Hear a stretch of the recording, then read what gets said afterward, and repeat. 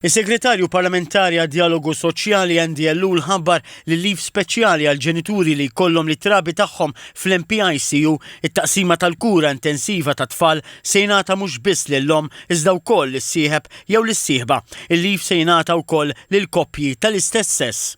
U qal ukoll li meta jidħol fis-seħħ dan il-leave mhux se jitabba bih min iħaddem. Dr. Ellul ħabbar dan f'konferenza nazzjonali dwar l-MPICU Support Leave li tellet sabiex tniedi diskussjoni fuq livell nazzjonali.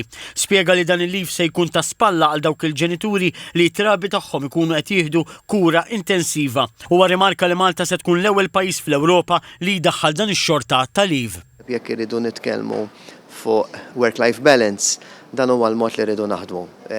Din hija parti minn viżjoni akbar tal-Gvern fejn introduċejna diversi miżuri u leave oħra u hawnhekk allura ħankomplu nibnu fuq dak li diġà daħħalna fis-seħħ. Fosthom il-parental leave, il-paternal leave u miżuri oħra.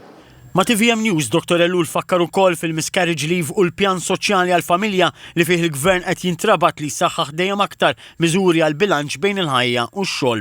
Esprima sodisfazzjon li l-konferenza laqgħet ħaddiema soċjali tobba deputati miż-żewġ naħat tal-Kamra u semmet il-karba ta' ġenituri li għaddew mill-esperjenza diffiċli meta bħal sajjetta fil-binazzi it-trabi tagħhom iddaħlu għall-kura fl-MPICU. In-nota li meta tarbija tiddaħħal għal kura intensiva ħajjet il-familja kollha tinbidel f'tebqa' ta' għajn u fi żmien meta l-omm tkun għadha qed tirkupra mill-ħlas.